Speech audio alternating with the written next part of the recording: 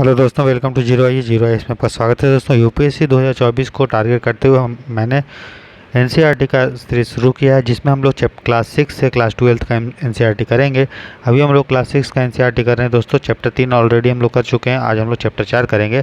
आपको मेरे साथ एक साल कठिन परिश्रम करना है दोस्तों, तो यूपीएससी 2024 के लिए, तभी आपकी तैयारी बहुत अच्छी हो जाएगी और आप आसानी से यूपीएससी प्रीलिम्स को निकाल लेंगे और मेन्स का भी जब हम प्रिपरेशन करेंगे तो वो भी आप निकाल लेंगे। ठीक है, आप देख रहे हैं जीरो एस चैनल। ये लेक्चर हिंदी इंग्लिश दोनों में है। इसका पीडीएफ मैंने ऑलरेडी आपको टेलीग्राम चैनल पे दे दिया है, वहाँ से उसको आप देख सकते हैं। ठीक है, टेलीग्राम चैनल का लिंक मैं इस वीडियो के डिस्क्रिप्शन बॉक्स और कमेंट सेक्शन में डाल दूंगा। दोस्तों, इस लेक्चर को प्रेजेंट कर रहा हूँ मैं। मेरा नाम राहुल बनवाल है दोस्तों। मैं यूपीएफओ सिलेक्टेड ऑफिसर हूँ। साथ ही साथ मैंने यूपीएससी का मेंस 2020 में और यूपीपीसीएस का मेंस 2021 में दिया है दोस्तों। ठीक है, चलिए बिना टाइम वेस्ट किए शुरू करते हैं आज का लेक्चर। क्लास 6 का हिस्ट्री चैप्टर 4।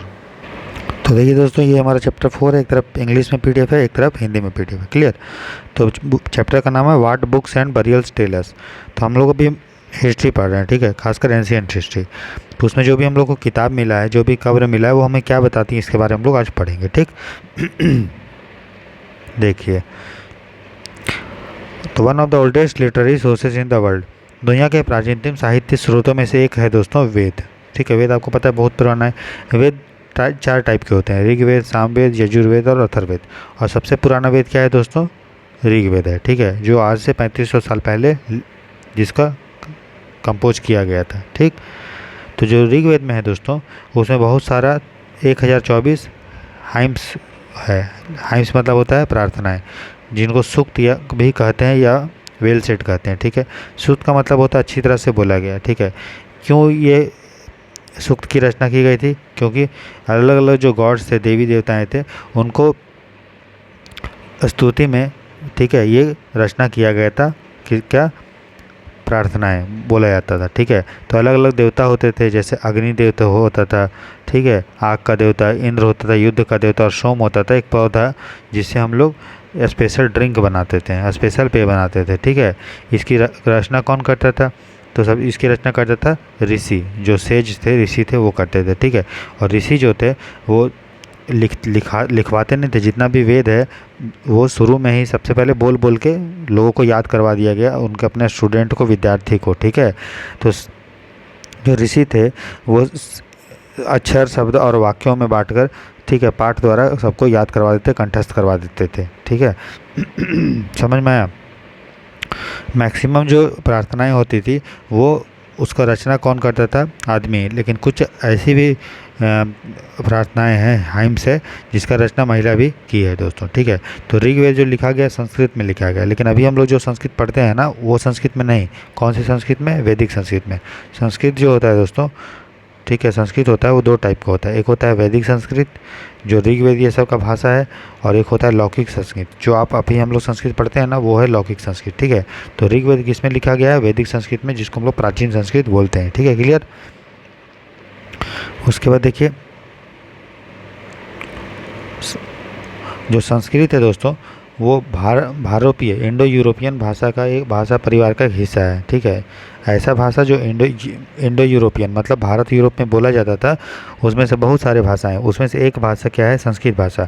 संस्कृत भाषा के अंदर जो आती है, वो आती है आपका असमी, गुजराती, हिंदी, कश्मीरी, सभी संस्कृत से डिराइव हुआ है। सिंधी, इसके अलावा पर्शियन, ये सभी जो है यूरोपियन लैंग्वेज है। ठीक है, इसके अलावा English, French, German, Greek, Italy और स्पेनिश, सभी जो है इंडो यूरोपियन फैमिली है। क्लियर। कहने का मतलब ये है कि इंडो यूरोपियन जो भारतीय भाषा है, भारत और यूरोप की भाषा है, वो है, उसको इंडो यूरोपियन परिवार में क्लासीफाई किया गया है। उस परिवार के अंदर ही संस्कृत, असम, गुजराती, हिंदी, कश्मीरी, सिंधी, ठीक है, पर्शियन, ठीक है, समझ में आ रहा है, जर्मन, यूनानी, इटालियन, स्पेनिश भाषा आती है। क्लियर। क्यों इसको एक परिवार क्यों बोलते हैं? तो परिवार इसलिए बोलते हैं क्योंकि बहुत सारे शब्द ऐसे हैं जिसका मतलब सब भाषा में लगभग एक ही है। इसीलिए चूँकि एक शब्द कोई है, मान लीजिए कोई शब्द है मातृ। आपको पता है कि मातृ का मतलब क्या होता है संस्कृत में? माँ। ठीक है, अच्छा, हिंदी में माँ को क्या बोलते हैं? माँ बोलते हैं, है ना। और अच्छा इंग्लिश में क्या बोलते हैं? मदर। तो आप देख रहे हैं तीनों में सिमिलैरिटी है कि नहीं? मातृ है, माँ है, मदर है। ठीक है, तो अगर चूँकि कोई एक शब्द का मतलब तीनों बहुत सारे भाषा में अगर सेम होता है तो उन भाषाओं को एक परिवार में हम लोग काउंट करते हैं। इसीलिए संस्कृत, हिंदी और इंग्लिश जो है वो इंडो यूरोपियन भाषा का एक परिवार है। क्लियर, समझ में आया? उसी तरह से आप देख सकते हैं कि जैसे कि नॉर्थ ईस्ट में जो भाषाएं बोली जाती है वो इंडो यूरोपियन नहीं है, वो अलग परिवार का हिस्सा है जिसको बोलते हैं तिब्बतो बर्मन। उसी तरह जो साउथ इंडिया में भाषा बोला जाता है तेलुगु, कन्नड़, मलयालम, वो द्रविड़ फैमिली का है, ना कि इंडो यूरोपियन। उसी तरह से जो झारखंड और सेंट्रल इंडिया एमपी में जो बोला जाता है वो इंडो यूरोपियन परिवार नहीं है। कौन सा परिवार है? Astro Asiatic. तो ये आप याद रखिएगा कि कौन भाषा का परिवार कौन सा है, ठीक है। जनरली जो नॉर्थ इंडिया की भाषा है वो इंडो यूरोपियन है, जो साउथ इंडिया का भाषा है वो द्रविडियन है, जो मध्य भारत का हिस्सा है वो ऑस्ट्रो एशियाटिक परिवार का है, और जो नॉर्थ ईस्ट का है वो तिब्बतो बर्मन है। क्लियर है, समझ में आ गया आपको? चलिए आगे देखिए। तो देखिए दोस्तों, जब ऋग्वेद रचना किया जा रहा था तो उसको कोई लिखा नहीं जा रहा था। ऋग्वेद आज से 200 साल पहले ही लिखा गया है, लेकिन आपको पता है कि इसका रचना 3500 साल से हुआ है कि नहीं? लेकिन लिखा नहीं गया था। लिखा इसको कब गया? आज से 200 साल पहले। सिंपल। चलिए, तो जब हिस्टोरियन जो होते हैं तो वो ऋग्वेद को जब पढ़े हैं तो उससे क्या पता चला? तो देखिए, तो जब उसमें बहुत सारा प्रार्थना है, उल्लेख है, तो एक प्रार्थना का उल्लेख है जिसमें विश्वामित्र जो है दोस्तों 2 नदी से बात कर रहा है, ब्यास और सतलुज नदी से। तो क्या बात कर रहा है? तो देखिए यहाँ पे, तो विश्वामित्र पता है एक साधु थे, संत थे, तो वो बात कर रहे हैं नदी से। तो बोल रहा है विश्वामित्र, हे नदियों, ठीक है, तुम जो है गायों की तरह अपने बछड़ों को चाटते हुए 2 फुर्तीले घोड़ों की चाल में पहाड़ से नीचे आओ। मतलब रिक्वेस्ट कर रहा है कि तुम नदी जो है, पहाड़ से नदी निकलती है ब्यास और सतलुज, तो उसको बोल रहा है तुम पहाड़ से नीचे आओ, ठीक है, और सागर की ओर बह रही हो तो तुम जो है थोड़ा सा पानी, ठीक है, इधर भी ले आओ। तो नदियाँ बोलती है कि हम लोग जो है, जो देवताओं द्वारा जो बनाया गया रास्ता है ना, उसी पे हम लोग मूव कर रहे हैं, और एक बार अगर हम निकल जाते हैं तो हमको कोई रोक नहीं सकता है। तो वो बोल रहा है, नदी बोल रही है ऋषि को, तुम हमसे ये प्रार्थना क्यों कर रहे हो? तो विश्वामित्र बोलता है, हे बहनों, मुझ गायक की प्रार्थना सुनो। क्यों सुनो प्रार्थना? बोल रहा है कि मैं रथों और गाड़ियों सहित बहुत दूर से आया हूँ। तो मतलब विश्वामित्र जो है एक जो है अपने गाड़ी पे, रथ पे बैठा हुआ है, ठीक है, तो कृपया करके जल को हमारे रथों और गाड़ियों की धुरियों के ऊपर ना उठाओ। मतलब नदी ऐसे बह रही है और विश्वामित्र को क्या करना है कि इस नदी को क्रॉस करना है। तो नदी से रिक्वेस्ट कर रहा है कि तुम जो है पानी नीचे नीचे बहो ताकि हम आसानी से नदी को क्रॉस कर लें, ठीक है, आसानी से पार कर सके। तो नदियाँ बोल रही है कि हम तुम्हारी प्रार्थना सुनेंगे जिससे तुम सब सुरक्षित उस पार जा सको। तो जब ये चीज़ ऋग्वेद में लिखा हुआ है तो इसको हिस्टोरियन पढ़ के इससे क्या निष्कर्ष निकाले, क्या कंक्लूजन निकाले? ये कंक्लूजन निकाले कि उस समय जो है जहाँ पे ये प्रार्थना की गई होगी उस क्षेत्र में नदियाँ बहती है, तभी तो प्रार्थना किया, और नदियाँ बहुत, उसका लेवल भी अच्छा खासा था। और नदी वो विश्वामित्र कंपेयर किए हैं नदियों को, बोले हैं कि हे नदी, तुम अपने बछड़ों को चाटते हुए, जिस तरह गाय अपने बछड़ों को प्यार से चाटती है, जिस तरह फुर्तीला घोड़ा दौड़ता है, उसी तरह तुम करो। मतलब उस समय गाय और घोड़ा बहुत जो है रिस्पेक्टेड एनिमल होगा, बहुत उसको हम लोग प्यार दुलार से रखते होंगे, ठीक है। और उस समय नदी का प्रार्थना हुआ है, मतलब नदी को हम लोग रिस्पेक्ट के रूप में देखते होंगे। तो ये सारा चीज़ को पढ़ के जो है हिस्टोरियन, जो इतिहासकार होते हैं, वो अलग अलग निष्कर्ष निकालते हैं, ठीक है। तो ऋग्वेद में जो है नदियों का उल्लेख हुआ है, जैसे कि आपका ब्यास का, सतलुज का, साथ ही साथ सरस्वती नदी का भी उल्लेख हुआ है, सिंधु का भी हुआ है, और उसकी सहायक नदियाँ का भी जिक्र है। लेकिन याद रखिएगा, गंगा और यमुना का उल्लेख सिर्फ एक बार हुआ है, ठीक है। तो सबसे ज़्यादा जो उल्लेख हुआ है वो है आपका सिंधु नदी, ये सब, और सबसे पवित्र नदी वो मानते थे सरस्वती नदी को, ठीक है। और गंगा और यमुना जो है उसका उल्लेख मात्र एक बार हुआ है। क्लियर है? यहाँ तक समझ में आ गया आपको? चलिए आगे देखते हैं। तो जो अब हम लोग देखेंगे मवेशी, घोड़े और रथ के बारे में, ठीक है। तो ऋग्वेद में दोस्तों बहुत सारा ऐसा मतलब प्रेयर है, प्रार्थना है, किसके लिए? जानवर के लिए, कैटल के लिए और बच्चों के लिए, खासकर लड़कों के लिए भी प्रार्थना है। इसका मतलब उस समय का समाज जो था कहीं ना कहीं महिला को मतलब पुरुष को ज़्यादा प्रधान कर देता था, मतलब मेन मानता था, ठीक है। तो जो घोड़े होते थे दोस्तों, उसका हम लोग रथ खींचने के काम में लाते थे, और ठीक है, और युद्ध में उसका घोड़े का प्रयोग होता था। क्यों प्रयोग होता था? ताकि युद्ध में क्यों लड़ते थे? युद्ध इसलिए लड़ते थे ताकि दूसरे का जो भी मवेशी है वो जीत कर ला पाए, क्योंकि पता था कि उस समय जो लोग थे ऋग्वेद के लोग, वो आपका क्या करते थे, मवेशी उनके पास होता था, ठीक है, तो उनको चाहिए होता था कृषि के लिए और ये सब के लिए, इसीलिए युद्ध में वो घोड़े का प्रयोग करते थे और दूसरे की ज़मीन को कैप्चर करते थे और उनका मवेशी जो होता था कैटल को जीत कर ले आते थे, ठीक है, समझ में आ रहा है? तो क्रॉप्स के लिए ज़मीन लिया लड़ा जाता था, जानवर के लिए लड़ाई लड़ा जाता था, पानी के लिए लड़ाई लड़ा जाता था। ठीक है, ये आपको ध्यान देना है। साथ ही साथ लोगों को कैप्चर करने की भी लड़ाई लड़ा जाता था। तो जो भी युद्ध में जो भी पैसा वेल्थ जो भी जीत के लाते थे, ठीक है, उसको कुछ पैसा पुरोहित को दिया जाता था और शेष आम लोगों को बांट दिया जाता था। ठीक है, और कुछ पैसा से यज्ञ ये सब किया जाता था। यज्ञ में जो आहुति देते थे, ठीक है, वो भगवान के नाम पे होता था। और क्या देते थे, तो घी देते थे, ठीक है, अनाज देते थे यज्ञ में, ठीक है, और कभी कभी जानवरों की भी आहुति देते थे, उनका भी ऑफरिंग हम लोग देते थे। ठीक है, जनरली युद्ध में जो है महिलाएं भाग लेती थी दोस्तों, ठीक है, लेकिन उनका कोई रेगुलर आर्मी नहीं था, याद रखिएगा। पुरुष भाग लेते थे युद्ध में, लेकिन कोई सेना उस समय नहीं होता था कि कोई अस्थाई सेना, ठीक है, जिस तरह भी है, या जिस तरह मौर्य के समय था, मुगल के समय था, गुप्त के समय था। ऋग्वेद में जो भी सेना थी वो रेगुलर सेना नहीं थी, बस युद्ध करना है कि अरे आज वहाँ पे अटैक कर रहे हैं तो कुछ लोग मिल गए हैं फिर अटैक कर दिए, ये नहीं कि हमेशा कोई सेना रहती थी। ठीक है, लेकिन लोग सभाओं में मिलते जुलते थे और युद्ध व शांति के विषय में एक दूसरे से क्या करते थे, डिस्कस करते थे। और ठीक है, समझ में आ गया। और वो आपस में लीडर को चुनते थे जो बहुत ब्रेव होता था, बहादुर और कुशल योद्धा होता था। मतलब जो नेता होता था वो वंशानुगत हेरिडेटरी नहीं था, जो सबसे योग्य होता था और स्किल होता था उसी को चुना जाता था ऋग्वेद के टाइम। ठीक है, समझ में आया। आगे देखिए, वर्ड्स टू डिस्क्राइब पीपल, लोगों की विशेषता बतलाने वाले शब्द। मतलब लोग को क्या हम लोग बोलते थे, तो लोगों को हम लोग काम, भाषा और परिवार के नाम से जानते थे। ठीक है, तो ऋग्वेद में लोगों को बोलने के लिए ब्राह्मण, ब्राह्मण किसको हम लोग बोलते थे ऋग्वेद में, जो पृष्ठ होते थे, पुजारी होते थे, जो यज्ञ ये सब करवाते थे, अनुष्ठान करवाते थे। दूसरे लोग होते थे राजा। ठीक है, लेकिन अभी का जो राजा है उस समय का राजा के जैसा नहीं था। मतलब ऋग्वेद के जो राजा था वो मौर्य, गुप्त और मुगल के राजा से डिफरेंट था। ठीक है, उस समय का जो राजा हुआ करता था ऋग्वेद का राजा, वो कभी भी जो है उसका राजधानी और महल में नहीं रहता था। ना तो उसके पास बड़ी राजधानी और महल होते थे, ना उसके पास कोई सेना होती थी, ना ही उसके पास ना वो कर टैक्स भी नहीं लेते थे। बस समझ में आ रहा है। मतलब उस समय का जो राजा था वो नॉर्मल, मतलब समाज से ही था, जो नॉर्मल जगह रहता था। ना तो उसके पास रहने के लिए कोई बड़ा बड़ा बिल्डिंग था, महल था, ना ही उसके पास कोई सेना हुआ करती थी, ना ही वो कभी टैक्स लेता था। समझ में आ गया, उस समय का राजा, ऋग्वेद का राजा। क्लियर है। और जनरली मतलब जो ऐसा नहीं था कि राजा का बेटा ही राजा बनेगा। ठीक है, राजा प्रायः राजा की मृत्यु के बाद उसका बेटा अपने आप ही शासक नहीं बन जाता था, लोग उसी को शासक बनाते थे जो बहुत ब्रेव होता था, बहादुर होता था। ठीक है, ऐसा नहीं कि राजा का बेटा राजा बन गया। ठीक है, क्लियर। चलिए, उसके बाद जनता या पूरे समुदाय के लिए दो शब्द का प्रयोग होता था। ठीक है, अगर लोगों को बताना है कम्युनिटी के लिए, पीपल के लिए, तो जन शब्द का प्रयोग होता था। जन अभी भी प्रयोग होता है ना।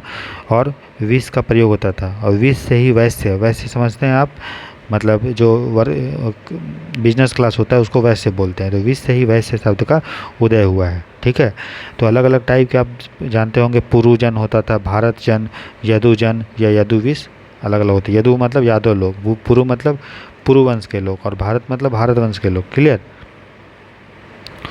साथ ही साथ कुछ और भी लोग वर्ड शब्द का उल्लेख होता था।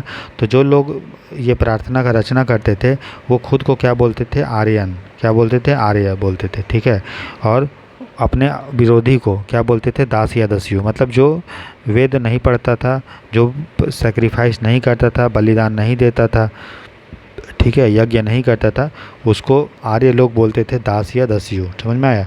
तो आर्य खुद को बोलते थे आर्य, और दूसरे लोग जो सेक्रीफाइस नहीं करते थे, ठीक है, जो अलग अलग भाषा बोलते थे, उसको दास या दस्यु बोलते थे।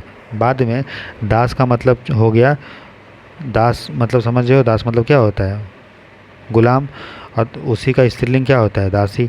तो बाद में दास का मतलब गुलाम हो गया, और गुलाम से वो जो गुलाम कौन होता था, जैसे आर्य लोग युद्ध लड़े, ठीक है, कहीं जाके युद्ध लड़े, तो यहाँ के लोगों को वो दास के रूप में बना दिए। ठीक है, तो दास से वो कुछ भी काम करवाते थे जो वो चाहते थे। ठीक है,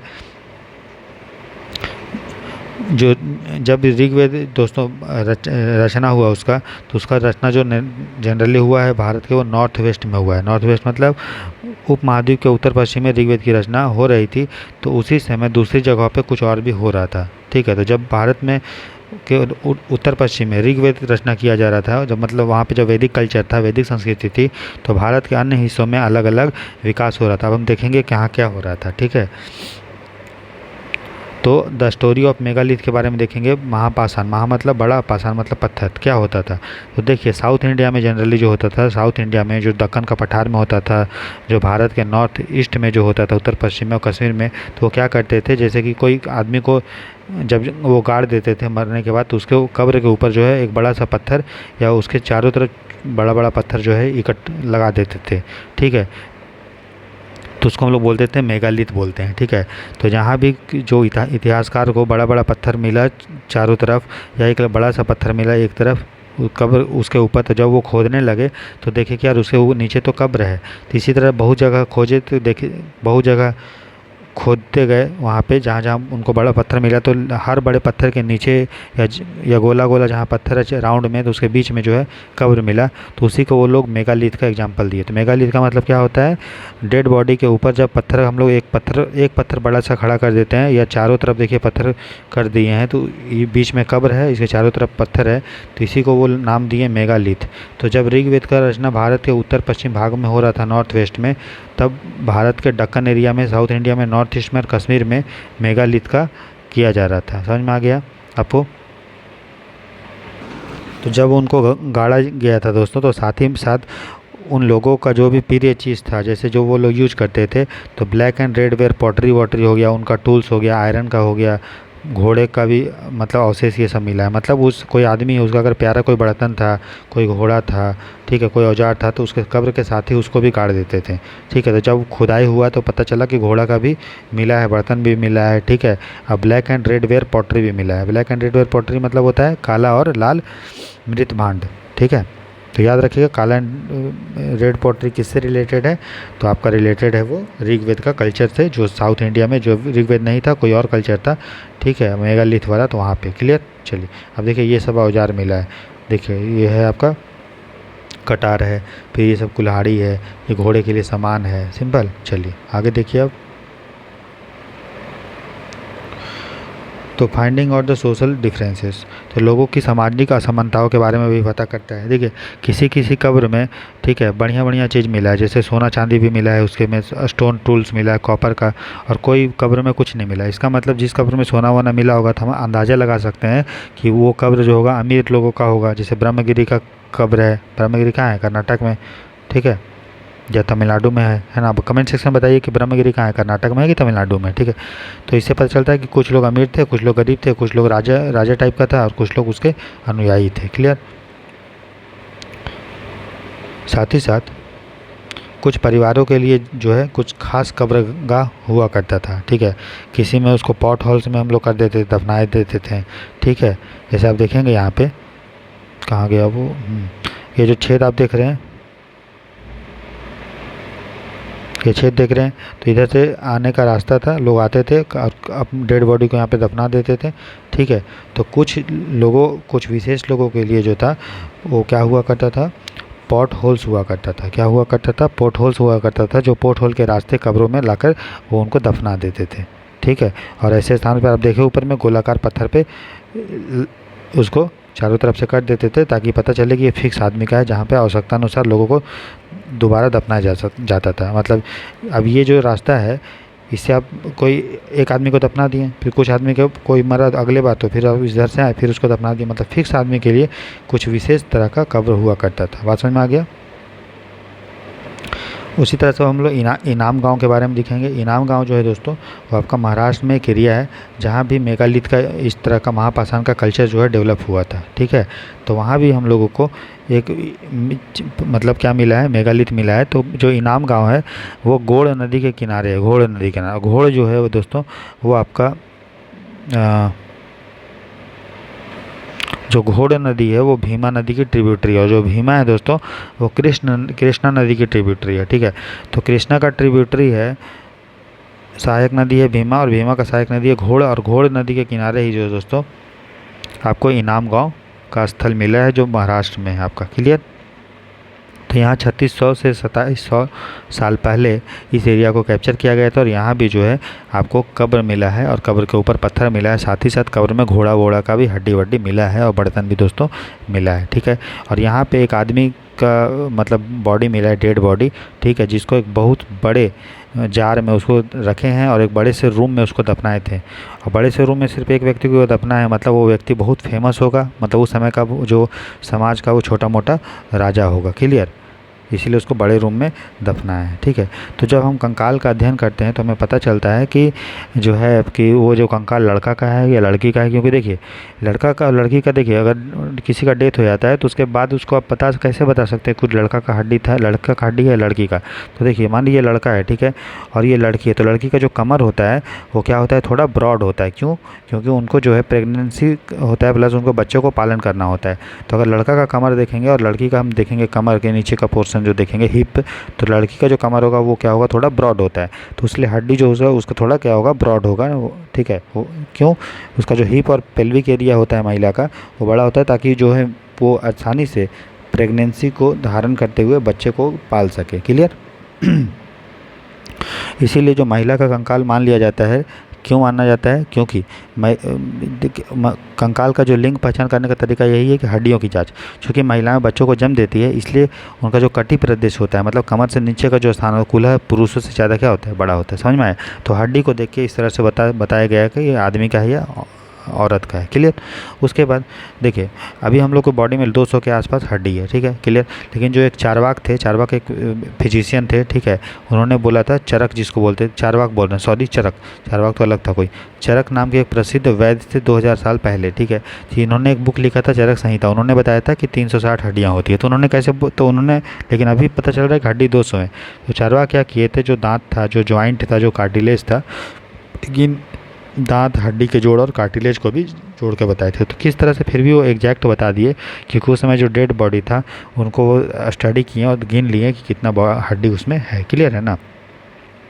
अब इनाम गांव के लोग क्या क्या काम धंधा करते थे, तो वो खेती वेती दोस्तों करते थे। ठीक है, उसके बाद साथ ही साथ वो जानवर वानवर भी पालते थे। ठीक है, बकरी, भेड़, कुत्ता, घोड़ा, गधा, सुअर, सांभर, ये सब। ठीक है, मछली वछली भी पालते थे और ये सब भी खाते वाते थे और गेहूँ जौ ये सब उगाते थे। क्लियर है?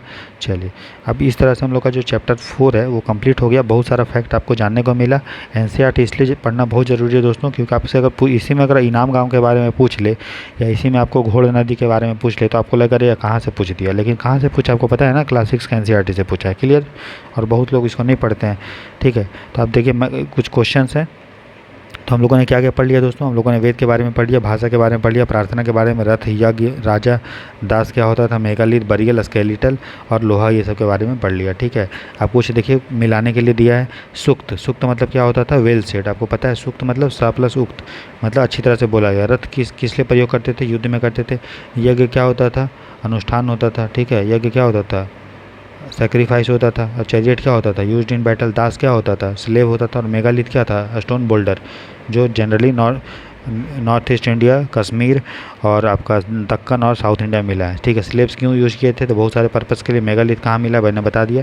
तो ये सारा चीज़ जो है आप इसको बना लेंगे। ठीक है, तो बस उसके बाद यहाँ पे देखिए और कुछ दिया है कि हाँ कुछ इंपॉर्टेंट डेट्स हैं वो आपको याद करना है। देखिए हर चैप्टर में कुछ इंपॉर्टेंट डेट्स होते हैं, वो आपको ध्यान रखना है कि वेद का जो रचना आज से 3500 साल पहले जो है प्रारंभ हुआ। ठीक है, मेगालिथ आज से 3000 साल पहले, इनाम गाँव जो था वो 3600 से 3700 साल पहले, और चरक जो थे वो आज से 2000 साल पहले। क्लियर है? इतना समझ में आ गया? तो इस तरह से दोस्तों हम लोग एनसीईआरटी को धीरे धीरे कर रहे हैं। ठीक है, और हम लोग पूरा अच्छे से कंप्लीट कर रहे हैं। साथ ही साथ मैंने अभी आप लोग के मैं जो दोस्तों आप लोगों के लिए इकोनॉमी, ठीक है, भी शुरू किया, उसमें हम लोग चैप्टर 2 तक कर चुके हैं। और पॉलिटी जो है लक्ष्मीकांत, वो भी आप धीरे धीरे कर रहे होंगे, ऐसा मुझे उम्मीद है। ठीक है दोस्तों, तो अच्छे से पढ़ते रहिए, मन लगा के 1 साल मेरे साथ आप पढ़िए, कंटिन्यू रहिए दोस्तों, सफलता ज़रूर मिलेगा, ऐसा मेरा उम्मीद है। और आप मन लगा के पढ़ेंगे तो पूरा कॉन्फिडेंस आएगा, और साल भर की जब आपकी तपस्या रहेगी तो एग्ज़ाम भी देने में आपको मज़ा आएगा और एग्ज़ाम आसानी से निकल जाएगा दोस्तों। बस हाल में आप पढ़ते रहिए डेली। और मैं पॉलिटी का MCQ भी करवा रहा हूँ। ठीक है, 15-15 MCQ, उसको भी आप करिए, आपको बहुत फ़ायदा होगा। देखिए दोस्तों, यूपीएससी कोई एक दिन का नहीं है कि आप पढ़ लिया और तुरंत निकल गया। ये 2-3 महीने का, आपको साल भर कठिन परिश्रम करना पड़ेगा। और कठिन परिश्रम का समय अभी है, आप जिसमें आप एनसीईआरटी भी पढ़ाई आपका हो रहा है, इकोनॉमी भी पढ़ाई हो रहा है, पॉलिटी का MCQ भी हो रहा है। ठीक है, धीरे धीरे साथ ही साथ और भी MCQ करेंगे। ठीक है, उसके बाद 15 से 20 दिन में मैं आपको मेंस के लिए पूरा कंप्लीट गाइडेंस आपके लिए फ्री ऑफ कॉस्ट लेके आऊँगा, ठीक है। पीडीएफ अगर आपको किसी भी लेक्चर का चाहिए जो मैं पढ़ा रहा हूँ, तो आप टेलीग्राम चैनल को ज्वाइन कर सकते हैं, और टेलीग्राम चैनल का लिंक मैं इस वीडियो के डिस्क्रिप्शन बॉक्स में डाल दूंगा, ठीक है दोस्तों, आप उसको ज्वाइन कर सकते हैं। God bless you, take care, bye bye, अपना ख्याल रखिए। इस लेक्चर को यहीं पेंट करते हैं दोस्तों, मिलते हैं नेक्स्ट लेक्चर में, तब तक अपना ख्याल रखिए, खुश रहिए, मस्त रहिए। God bless you, take care, bye bye.